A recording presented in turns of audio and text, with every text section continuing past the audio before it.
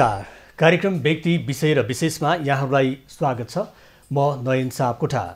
यो कार्यक्रम तपाईले नेपाल एफएम मार्फत पनि सुन्न सक्नुहुनेछ। आजको कार्यक्रममा हामीसँग सुन्दर यातायात प्रणालीका अध्यक्ष भेषबहादुर थापा हुनुहुन्छ। सुन्दर यातायात प्रणालीले विद्युतीय सवारी साधनमा आत्मनिर्भर बन्ने अभियानमा लागिरहेको छ र पहिलोपटक नेपालमा सार्वजनिक रूपमा विद्युतीय बस सञ्चालन गरेर यो संस्थाले चर्चा पनि कमाएको छ। अहिले पछिल्लो समयमा इन्धनको मूल्य दिनानुदिन बढ्दो क्रममा रहिरहँदाखेरि हामीसँग भएको स्रोत र साधनलाई किन सदुपयोग नगर्ने र विद्युतीय ऊर्जामा हामी किन अगाडि नबढ्ने भन्ने सोचका साथ सुन्दर यातायात प्रणालीले विद्युतीय सवारी साधनमा जोड दिइरहेको छ भने अहिले पछिल्लो समयमा सुन्दर अटो इन्जिनियरिङले जुन पेट्रोलियम पदार्थबाट चल्ने स्कुटर अर्थात् मोटरसाइकललाई विद्युतीय सवारी साधनमा रूपान्तरण गर्ने अभियानमा पनि अगाडि बढिरहेको छ।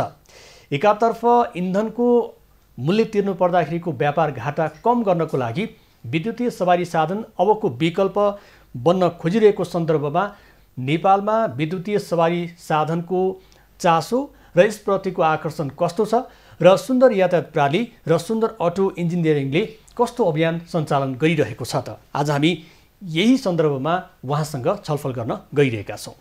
स्वागत छ यहाँलाई। नमस्कार। अब सुन्दर यातायात प्रणालीले जुन एउटा विद्युतीय बस सञ्चालन गरेर जसरी चर्चा कमाएको थियो, यहाँले जसरी योजना बनाइरहनु भएको थियो, त्यो योजनामा विविध कारणले गर्दाखेरि अलिकति समस्या परिरहेको छ। जति बस यहाँहरूले ल्याउन खोजिरहनु भएको छ त्यो बस आउन सकेको छैन, सञ्चालन हुन सकेको छैन र अहिले चाहिँ तपाईहरू इन्धनलाई घटाउनको लागि दुई पाङ्ग्रे सवारी साधनमा जुन ब्याट्री मार्फत तपाईहरूले यो सवारी साधन सञ्चालन गर्ने अभियान अगाडि बढाउनु भएको छ। अहिले चाहिँ हामी यो अवस्थामा आइरहँदाखेरि विद्युतीय सवारी साधनको आकर्षण कस्तो छ? विद्युतीय सवारी साधनमा आकर्षण त एकदम बढेको छ।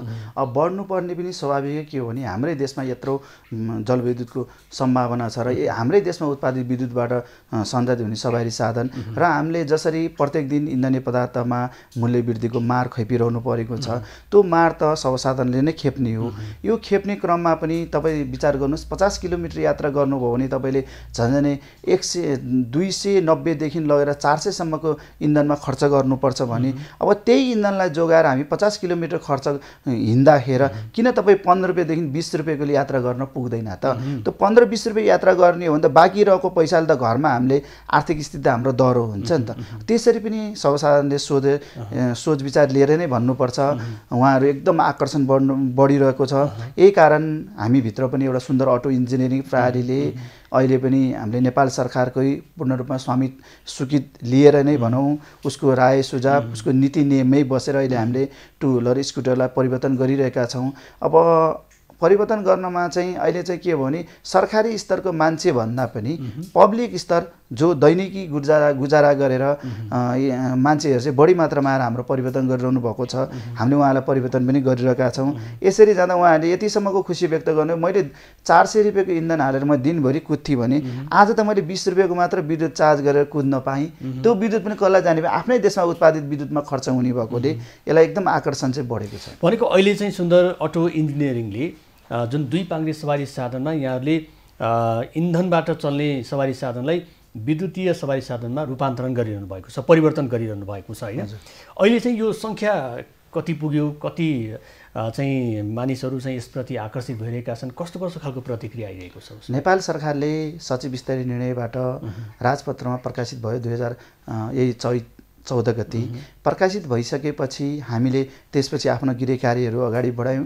अगाडि बढाइसकेपछि आजसम्म हामीमा 1600 जनाले निवेदन दिनुभएको छ। अनि हामीले अझ उहाँलाई के भने यातायात व्यवस्था विभागको नीति नियममा बसेर कानुनको दायरामा भएर तपाईँहरूले निवेदन दिनुपर्ने छ भनेपछि उहाँहरूले त्यति मध्येमा हामीलाई 1100ले लिखित रूपमै उहाँले दिनुभएको छ, म परिवर्तन गर्न इच्छुक छु भनिसकेपछि हामीले सोही अनुसार सुन्दर अटो इन्जिनियरिङले आफ्नो गृह कार्य अन्तिम गरेर अहिले हामीले झन्झनै 113 वटा जतिमा हामीले रूपान्तरण गरिसक्यौँ। रूपान्तरण गरेकोहरू पनि एकदम खुसी हुनुहुन्छ। उहाँहरूले नै अरूलाई खबर गरेर होइन अब परिवर्तन गर्नु पर्यो, तिमी पनि यहाँबाट जम्मा दिनको 30-40 किलोमिटर हिँड्दा रहेछौ, किन 400 खर्च गर्ने, त्योभन्दा राम्रो त गरेर 20 रुपियाँ खर्च गरेर रूपान्तर गरेर आए भइहाल्यो नि, परिवर्तन गरेर आउँदा एकदम राम्रो हुँदो रहेछ भनेर उहाँहरूबाट नै झन् हाम्रो 1बाट 2, 2बाट 3 हुँदाखेरि अहिले हामी छोटो समयमा भनेको मौखिक रूपमा नै एउटा चाहिँ उपभोक्ताले तपाईँहरू मार्फत सेवा लिनेहरूले चाहिँ त्यसलाई चाहिँ प्रचार गरिरहनु भएको छ कि विद्युतीय सवारी साधनमा रूपान्तरण गर्नको लागि उहाँहरूले आग्रह गरिरहनु भएको छ।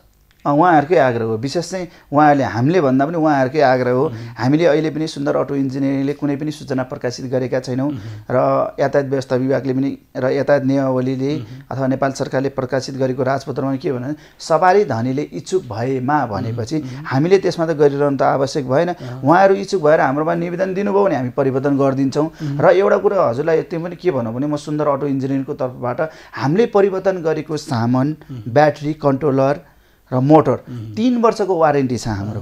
3 वर्षसम्म त्यहाँ केही भयो भने हामी आफ्नै रिस्क लिन्छौँ, हामी आफैले उहाँहरूलाई परिवर्तन गरिदिन्छौँ। त्यो भइसकेपछि तपाईँले जति अहिले 3 वर्ष तपाईँको भन्ने हो भने नर्मल 50 देखि 60 किलोमिटर यात्रा दैनिक गर्ने मान्छेले यसरी जोडेर जाने भने उहाँले 3 लाखदेखि 4 लाख पैसा त इन्धनबाटै जोगाउनु हुन्छ वार्षिक।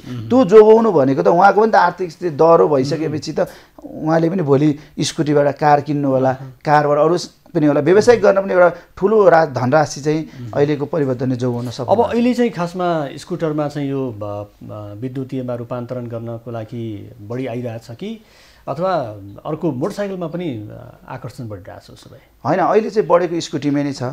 स्कुटीमा हामीलाई गर्न पनि सहज छ र सुरक्षित तरिका पनि छ। अब बाइकमा पनि उहाँहरूले 40 जनाले निवेदन दिनुभएको छ। बाइकमा चाहिँ एउटा हिरो होन्डा भए चाहिँ हामीले तत्काल गर्न सक्ने अवस्थामा भयो। अरू चाहिँ यो मोडल पछि गाडीको संरचना पनि फरक भइरहने, मोटरसाइकलको मोडल पछि संरचना फरक हुने भएको कारणले त्यो मोटर बनाउन त्यसको आवश्यक सामानहरू बनाउन हामीलाई केही समय लागेको छ। हामी अवश्य पनि साउनको मसान्तभित्र चाहिँ हामीले जो 800 सीसीको मारुति ट्याक्सीहरू जो 20 वर्षपछि परिवर्तन गरेर फाल्नुपर्छ, इन्धनहरू बढी खपत गर्यो भनेपछि त्यसलाई पनि हामीले परिवर्तन गर्नको लागि र अनि यो बाइकहरूलाई पनि परिवर्तन गर्नको लागि सुन्दर अटो इन्जिनियरिङसित कसिस ग्रुप अफ इङ्ल्यान्ड र अनि बिएके कम्पनी र ग्वाङ अटोमोबाइल चाइनाको संयुक्त रूपमा हामीले पुणेमा एउटा ल्याब छ हाम्रो। त्यहाँ ल्याबमा सुन्दर अटो इन्जिनियरिङको प्राविधिकको रोभरमा र उहाँ हाम्रै प्राविधिक बसेर उहाँहरूको पनि प्राविधिक बसेर हामीले एउटा रिसर्च गरिरहेका छौँ। सम्भावित हामी साउनभित्र मारुति ट्याक्सीमा पनि यो परीक्षण गरेर सञ्चालनमा ल्याएर इन्धनहरू केही खपत कम गऱ्यौँ भने आफ्नै दाजुभाइले नै सोच जम्मा गर्नुहुन्छ। अहिले चाहिँ सरकारले 2 पाङ्ग्रेमा मात्रै यो परिवर्तन गर्नको लागि अनुमति दिएको छ, नियम त्यस्तो बनाएको छ, ऐन त्यस्तो बनेको छ। 4 पाङ्ग्रेमा त सरकारले अहिले लागू गर्न सकेको छैन। तपाईँहरू चाहिँ अहिले अब अनुसन्धान गर्दै गरौँ भन्ने यो सरकारले ढिलो चाँडो अगाडि बढाइहाल्ला भन्ने अनुमान छ यहाँलाई? होइन, नेपाल सरकारलाई पनि उहाँहरूको सोच साधनले अनुसन्धान भएको अहिलेसम्म छैन। पहिला सुरु हामी पनि एउटा तयारी गरेर हामीले पनि 1 महिना 1.5 महिना परीक्षण गरेर परीक्षण हामी पनि सफल भयो भने त सरकारलाई त हामीले पनि घचघच नि हो नि त। सरकार त हाम्रो पनि हो नि त, नेपालको सरकार त हाम्रो पनि दायित्व हो। देशको लागि के बचत हुन्छ भन्नु त सरकारी पक्षका माननीय मन्त्रीज्यूहरू सचिवहरू पनि अवश्य लाग्नु होला, अन्य कर्मचारीहरू पनि लागेर गरौँ न भनेपछि त हातेमालोमा हातेमालो जसरी यो स्कुटीमा पनि र जो टु व्हिलरमा पनि यो परिवर्तन थिएन। सुन्दर अटो इन्जिनियरिङले हामीले 3 महिना अगाडि नै परीक्षण सफल गरेर सरकारलाई पटक पटक तपाईँहरूले परीक्षण गर्नुहोस् भनेर उहाँहरूको पनि प्राविधिकलाई देखाउँदा उहाँले अन्ततः यो परिवर्तनको लागि बाटो अपनाइदिनु भयो। त्यो अपनाइदिएको नै सर अब हामीले विद्युतीय ट्याक्सीमा पनि 4 व्हिलरमा पनि गरिरह्यौँ भने त सरकार अवश्य बाध्य होला नि त। उहाँहरूलाई पनि एउटा इन्धन खर्च घटाउनु त उहाँहरूलाई पनि छ, त्यही हिसाबले जाने हो। अब अहिलेको प्रमुख आवश्यकता भनेकै हामीसँग चाहिँ इन्धनको खपत बढ्यो र विश्व बजारमा तेलको मूल्य बढिरहँदाखेरि त्यसले चाहिँ एउटा विदेशी मुद्राको सञ्चितमा पनि असर पुर्याएको कुरा सर्वविदितै छ होइन। र यो एउटा विकल्पको रूपमा यहाँले विद्युतीय सवारीमा जसरी चाहिँ जोड दिइरहनु भएको छ, यहाँ सफल पनि भइरहनु भएको छ होइन।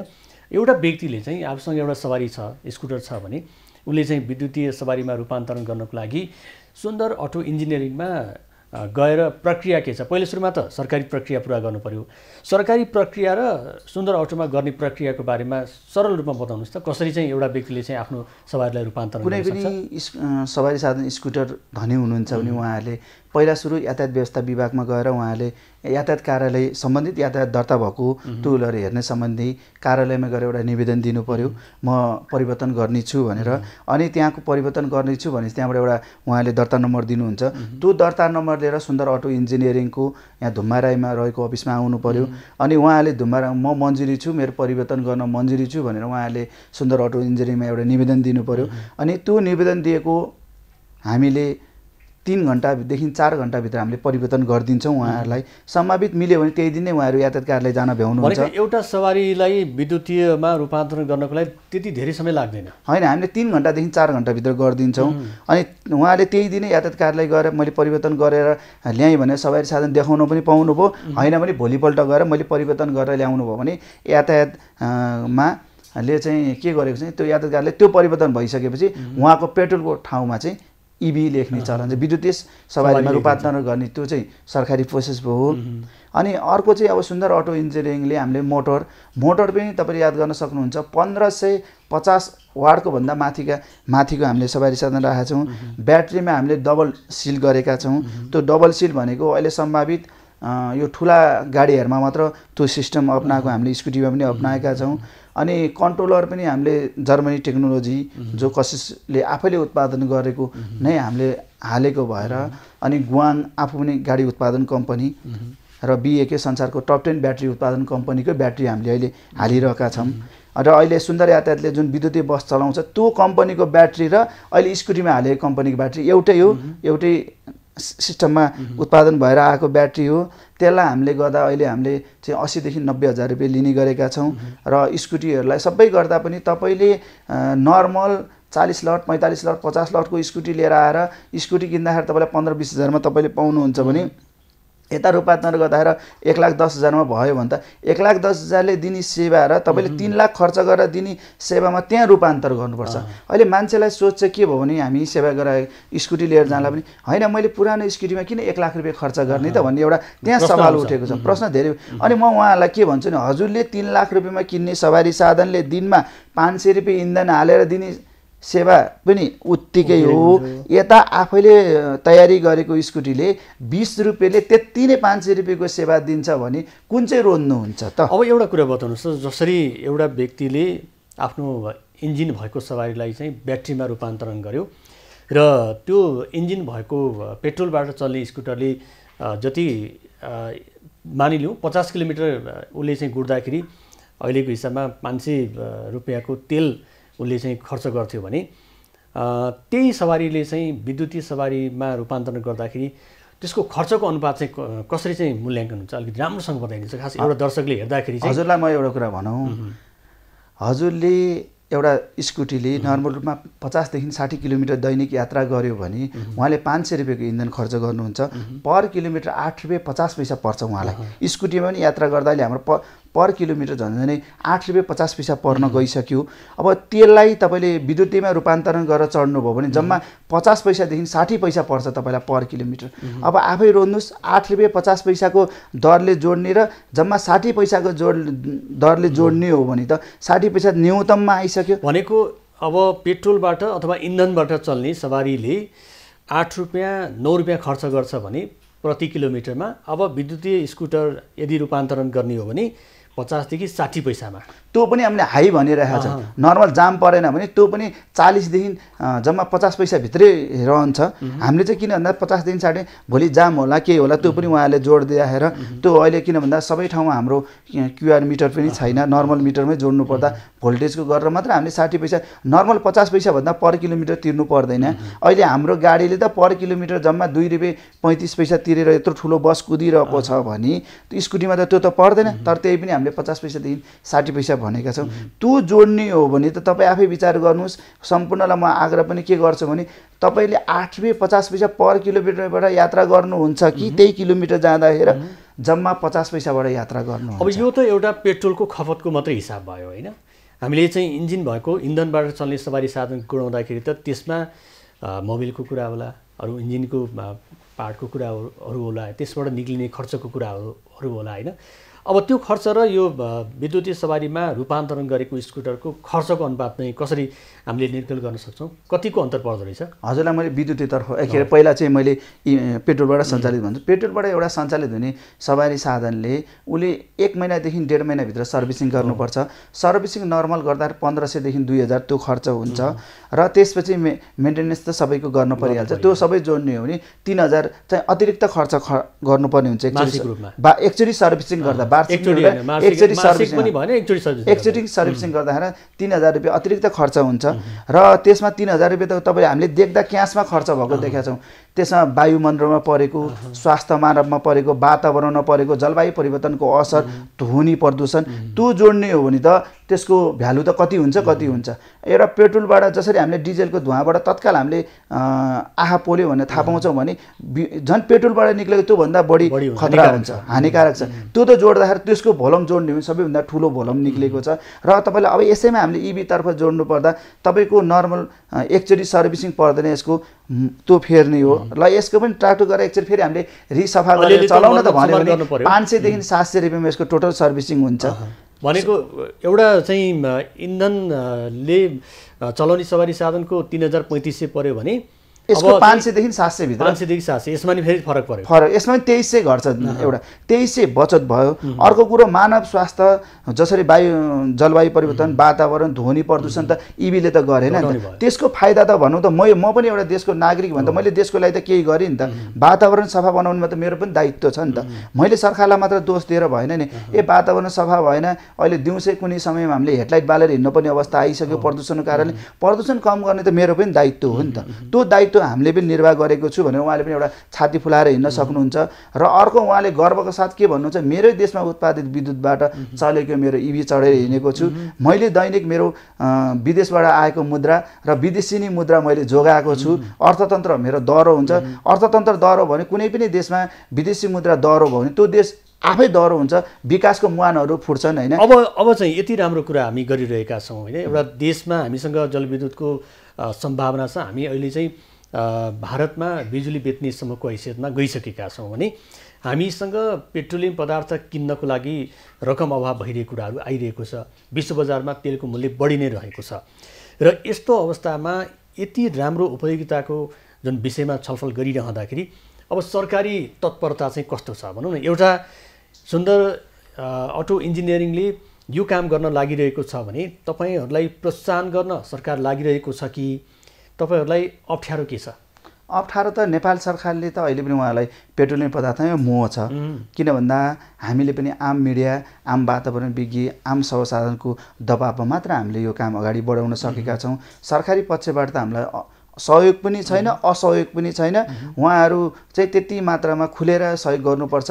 इन्धन पदार्थ जोगाउने काममा सुन्दर अटो इन्जिनियरिङ लागेको छ। यसरी अरू कम्पनीहरूलाई पनि ल्याउनुपर्छ र देशमा अर्थतन्त्र जोगाउनुपर्छ, इन्धन पदार्थलाई कम गर्दै जानुपर्छ भनेर उहाँहरूको भाषणमा चाहिँ यति राम्रो सुनिन्छ कि ओहो आजै लागू हुने हो कि भोलि लागू हुने हो कि भन्ने छ। तर उहाँहरूको मन्त्रालय टेकिसकेपछि कानुनी हिसाबमा चाहिँ त्यो कुनै पनि अवस्थामा छैन। उहाँहरूलाई केले रोकिरहेको जस्तो लाग्छ यहाँलाई? खासमा कसले रोक्यो त? यस्तो जुन एउटा वातावरणले पनि जोगाउने, देशको अर्थतन्त्रलाई पनि जोगाउने, एउटा नागरिकको स्वास्थ्यमा पनि यसले चाहिँ सहयोग पुर्याउने भन्ने त्यो सिंहदरबारको ढोकाबाट बाहिर निक्लिने अथवा भित्र जानलाई कसले छेकिरहेछ? यो भित्र जान छेकेको चाहिँ अब तत्कालकोलाई भन्नुपर्दा हाम्रो राजनीतिक उच्च पदस्थ अधिकारीहरू नै यसमा सबैभन्दा दोषी हुनुहुन्छ। उहाँहरूको भनाइ, प्रशासनिकहरूको भनाइ र प्रशासकहरूको भनाइ, प्रशासकमा पनि सचिवभन्दा माथिका कर्मचारीहरूमा चाहिँ उहाँलाई डिजेल पेट्रोलमै मोह छ। तर उहाँभन्दा तलका जो अहिले खुला रूपमा केही बुझेर केही गर्नुपर्छ भनेर आउने कर्मचारीहरूमा चाहिँ के छन् भने होइन इबीलाई अगाडि बढाउनुपर्छ है, यसमा रोकेर हुँदैन, इबीलाई अगाडि बढाएर जाने काममा गर्नुपर्छ। सहसचिव स्तरसम्मका कर्मचारीहरू र केही सचिवज्यूहरू चाहिँ इबीलाई बढाउनुपर्छ भनेर लाग्नुहुन्छ। केही सचिवज्यू यस्ता हुन्छन् कि अहिले पनि हामीले भोगेका छौँ। एउटा मन्त्रालयको सचिवज्यूलाई पटक पटक भनेर तपाईँले पहल गरिदिनुहोस् भन्दा उहाँले इबीलाई बढाउन सोच्नु भएको छैन। किन छैन भन्दा उहाँले इबी भन्दा पेट्रोलबाट सञ्चालित सवारी साधनलाई ठिकै छ, डिजेलबाट सञ्चालित सवारी साधनलाई ठिक छ, उहाँहरूले हामीले नेतालाई त आरोप लगाउँछौँ ए मन्त्रीले गरेन प्रधानमन्त्रीले गरेन भनेर त्यो प्रधानमन्त्री मन्त्रीकासम्म पुग्ने यस्तो यस्तो हो भनेर संरचना पुग्ने अथवा इबीबाट यस्तो यस्तो फाइदा हुन्छ भनेर पुर्याइदिने काम त निजामती कर्मचारीको पनि त हो नि राष्ट्र सेवकको पनि हो नि त उहाँहरूले माथि नै पुर्याइदिनुहुन्न कि बिचमै रोकिदिनुहुन्छ उहाँहरूले विभिन्न झमेलाहरू देखाइदिनुहुन्छ अनि त्यो झमेला पनि हामीले सबै पार गरेर अगाडि गरिसकेपछि पनि पक्नुस् उहाँहरूले नै रोकिरहनु भएको छ अनि माननीय मन्त्रीज्यूका गएपछि मन्त्रीज्यू भन्दा नि मन्त्रीज्यूका त्यहाँ एउटा दुई थरी हुँदो रहेछन् कस्ता नि मन्त्रीज्यूका सल्लाहकार एउटा हुँदो रहेछन् र विज्ञ हुँदो रहेछन् उहाँले इबी सम्बन्धी बुझेर विज्ञता हासिल गर्नुभएको भए त मैले उहाँलाई नमस्कारै गर्थेँ उहाँले त्यो देखेर विज्ञता हासिल गरेको होइन अब अहिले पछिल्लो समयमा चाहिँ विश्व बजारमा नै विद्युतीय सवारी बनाउने होडबाजी नै चलिसकेको छ टेस्लाले नि बनायो अब भारतीय कम्पनीहरूले पनि विद्युतीय सवारी साधनमा जोड दिइरहेका छन् भने अब नेपालमा पनि भएका सवारी साधनलाई रूपान्तरण गर्नुपर्ने आवश्यकता त देखा परिसकेको छ तपाईहरू त्यसमा लागिरहनु भएको छ र एकातर्फ हामी इन्धनलाई रोक्ने भन्छौँ अर्कोतर्फ फेरि हामी ब्याट्री आयात गर्दाखेरि त्यसले चाहिँ कस्तो असर पुर्याउन सक्छ त उसो भए यस्तो हो अब इन्धनीय पदार्थहरू पनि कम हुँदै गइरहेको अवस्था विश्वव्यापी रूपमा इन्धनको मूल्य हाई भइरहेको अवस्था मूल्य वृद्धिले हामीलाई समस्या परिरहेको छ अब हामी ब्याट्रीलाई पनि ब्याट्री भनेको एकचोटि किने पुग्ने वस्तु हो भनेको एउटा ब्याट्रीले एउटा सवारीलाई कति वर्ष चाहिँ त्यसले काम गर्छ भन्ने आधारहरू चाहिँ कसरी चाहिँ प्रमाणित हुन्छ जसरी हजुरलाई अहिले हामीले परिवर्तन गरेको स्कुटीमा 3 वर्ष ब्याट्रीको वारेन्टी दिएका छौँ 3 वर्षपछि टोटल ब्याट्री बिग्रिँदैन त्यसपछि पनि त्यसका भित्र केही सेलहरू बिग्रिन्छ 27-28 सेल मध्येमा 4-5 सेल मात्र बिग्रेला आधी बिग्रेला त्यसलाई फेरि मर्मत गर्न त्यो चेन गर्न सकिन्छ त्यो चेन गरेर नयाँ हाल्ने हो भने त फेरि 3 वर्ष त गयो नि त टोटल एकैचोटि कहिले पनि बिग्रिँदैन इभीमा लिथियम ब्याट्रीहरू त्यसरी हामीले परिवर्तन गर्न सक्छौँ र त्यसपछि हामीले त्यो स्कुटीबाटै निक्लेको ब्याट्रीलाई पनि हामी आफूले पनि गाडीको ब्याट्रीलाई स्कुटीमा हाल्न कारमा हाल्न सक्छौँ कारको ब्याट्रीलाई गएर स्कुटीमा हाल्न सक्छौँ स्कुटीबाट पनि निक्लेको ब्याट्रीहरूलाई साइकलमा हामीले रूपान्तरण गर्न सक्छौँ साइकल पछि पनि गएपछि बच्चाहरूलाई खेल्ने चार पाङ्ग्रेमा रूपान्तरण गर्न त्यसपछि मात्र त्यसको माइनस हुने हो एकैचोटि कहिले पनि माइनस हुँदैन ब्याट्रीको मूल्य जुन नयाँमा छ त्यो नयाँको मूल्य चाहिँ त्यसको धेरै चरणपछि मात्रै त्यो पत्र हुन्छ बल्ल समाप्त हुन्छ जसरी अहिले हामीले कुरै नबुझिकन मोबाइलको ब्याट्री बिग्रियो भने हामीले फालिदिन्छ त्यो कहिले पनि गर्नुहुन्न किन भन्दा त्यसले मोबाइलको ब्याट्री पनि एउटा अति संवेदनशील वस्तु हो त्यो ब्याट्री पनि तपाईँले 10 वटा राख्नुभयो अथवा कहीँ जम्मा गरेर राख्नुभयो भने तपाईँलाई एउटा ब्याट्री किन्ने पैसा आउँछ हाम्रा मोबाइल व्यवसायीहरूले पनि के गरिरहनु भएको छ नि मोबाइल उहाँले जम्मा गर्नुहुन्छ अनि ब्याट्री एउटा किन्ने मान्छेलाई दिनुहुन्छ त्यो ब्याट्री हामीले विदेश पठाउँछौँ अथवा छिमेकी राष्ट्र इन्डिया गए पनि अथवा चाइना गए त्यहाँबाट फेरि त्यो अर्को ब्याट्री बनेर आउँछ त्यो ब्याट्री कहिले पनि बिग्रिँदैन किनभने अन्त्यमा त्यो ब्याट्री एकचोटि गइसकेको ब्याट्री बिग्रिने भनेको त 5 चरणदेखि 7 चरण गएपछि मात्र ब्याट्री ड्यामेज हुन्छ न त ब्याट्री ड्यामेज हुँदैन अहिले पनि हामीले के भनिरहेका छौँ तपाईँले कसैले पनि चलाएको ब्याट्री छ भने बसमा हाल्नु ब्याट्री छ भने ल्याउनुहोस् हामी 50% मा खरिद गर्छौँ कारमा छ भने हामी 35% मा खरिद गर्छौँ बाइकमा हाल्नुभएको ब्याट्री छ भने हामी 25% मा खरिद गर्छौँ साइकलमा हाल्नुभएको छ भने तपाईँलाई ल्याउनुहोस् हामी 15% मा खरिद गर्छौँ भनेको कुनै पनि सवारीमा अथवा कहीँ प्रयोग भएको ब्याट्री छ भने त्यो खेर जाँदैन त्यसलाई पुनः प्रयोग गर्न सकिन्छ सुन्दरी अटो इन्जिनियरिङले त्यसलाई खपत गर्छ अथवा किन्छ हामीले किनेर पनि हाम्रै कम्पनी BAK छ चाइनामा जो ब्याट्री उत्पादन कम्पनी हो उसले पनि हामीलाई के भनेको तपाईँले किनिदिनुहोस् सकेसम्म त्यहाँ त्यो नगर्नुहोस् किनेर हाम्रोमा पठाइदिनुहोस् भन्दा एक कन्टेनर बनाएर पठाइदिनुहोस् हामी तपाईँहरूलाई पनि त्यो बराबरको अर्को ब्याट्री चेन्ज गरेर हामी तपाईँहरूलाई पनि पठाइदिन्छौँ यो ब्याट्री हामी रिसेन्ट गरेर अर्को ब्याट्री पनि बनाउँछौँ भन्ने एउटा हामीहरू BAK को बिच एउटा सम्झौता भएअनुसार नै हामीले ब्याट्रीहरू उच्च मूल्यमा हामीले आफूले पनि खरिद गरिरहेका छौँ अब एउटा कुरा चाहिँ पछिल्लो समयमा केही सामाजिक सञ्जालमा र त्यस्तो भिडियोहरू हामीले देखेका छौँ कि यो विद्युतीय सवारी साधनमा आगलागी भएको हुन त अब इन्धनबाट चल्ने मोटरसाइकलमा पनि आगलागी भएको हामीले विभिन्न सामाजिक सञ्जालमा देखिरहेका छौँ होइन यो कतिको सुरक्षित हुन्छ यसलाई चाहिँ यहाँहरूले कसरी पुष्टि गर्नुहुन्छ विद्युतीय सवारी साधनको सुरक्षाको दृष्टिकोणले हामी कसरी मूल्याङ्कन गर्न सक्छौँ अब कुनै पनि सवारी साधनमा दुःखद घटना हुँदैन भनेर त भन्न सक्ने अवस्था त छैन तर त्यही पनि मैले बनाएको सामान सुरक्षित हुनु पर्यो मेरो यात्रा गर्ने मेरो जो मसित खरिद गर्ने व्यक्ति पनि सुरक्षित हुनु पर्यो भन्ने दायित्व त मेरो पनि हो कम्पनीको पनि हो र मेरो रिसर्च टिमको पनि हुनुपर्छ त्यसैका लागि नै भन्नुपर्छ अहिले जसरी यो सार्वजनिक सञ्जालमा तपाईले पोडर भनेको नयाँ हो विद्युतीय सवारी साधन भनेको विश्वव्यापी रूपमा नयाँ हो यसलाई सबले रिसर्च नै गरिरहेको छ अन्तिम रिसर्च पनि पुगिसकेको अवस्था छैन र डिजेल पेट्रोलको गाडी पनि आज आएर डिजेल पेट्रोलको गाडी सुरक्षित भएको होइन यो गाडी पनि वर्षौँ जौँ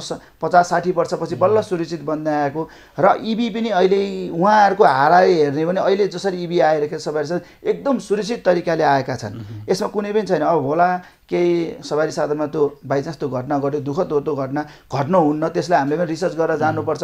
त्यही भएर सुन्दर अटो इन्जिनियरिङले त्यो अब हामीले जसरी सार्वजनिक सञ्जालमा त्यसको लागि पनि हामीले एउटा के कभर ब्याग भन्ने एउटा लिएर आएका छौँ।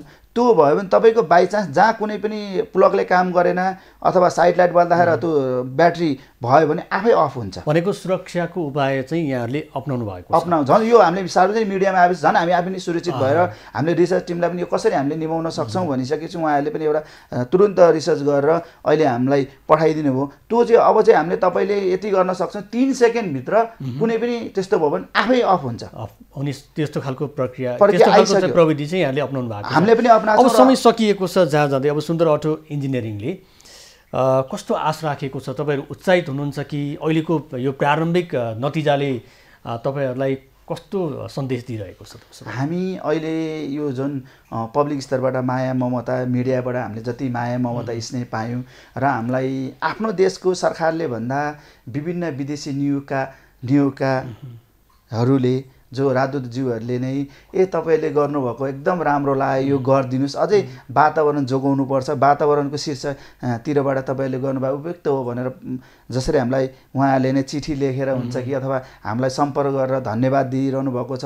अनि पब्लिकबाट पनि हामीले धेरै सपोर्ट पाएका छौँ, तर हामीले सरकार पक्षबाट सपोर्ट पाउन सकेका छैनौँ। सरकारले अहिले पनि हामीलाई कसरी अड्काउने, नीति नियममा अड्काउने र उहाँहरूले हामीले केही मागिहाल्यौँ केही सरल गरिदिनुहोस् न भन्यो भने कसरी टाइट गर्ने, सरकारको त भनेको के भने इभीलाई बढ्न दिने उहाँहरूको छैन। भाषानी रूपमा एउटा कुरा गरिरहनु भएको छ, व्यवहारिक रूपमा उहाँहरू हामीले उहाँ नेपाल सरकारलाई हजुर मार्फत के अनुरोध गर्छौँ भने हजुरहरूले भाषणमा बोलिदिनु भएको कुरा 100मा 100 लागू भएन भने पनि कमसेकम मन्त्रालय गएर 5% त त्यसमा टेकअप लिएर अगाडि काम गरिदिनु भयो भने अहिले जसरी हामीले अभियानको रूपमा परिवर्तनलाई ल्याएका छौँ भोलि अरू कम्पनीले पनि लिएर आउँछ र सबै कम्पनी ल्याउने हो भने दैनिक हामीले काठमाडौँ उपत्यकामा 40 देखि 50 लाखको इन्धन खपत गर्छ टु व्हिलरले भने त्यो मात्र जोगाउन सकियो भने त अर्थतन्त्र जोगिहाल्यो त। अवश्य पनि यहाँको यो अभियान सफल रहोस् र सरकारी तौरबाट हुनुपर्ने जति पनि सहजीकरण छ त्यो चाँडै प्राप्त होस्।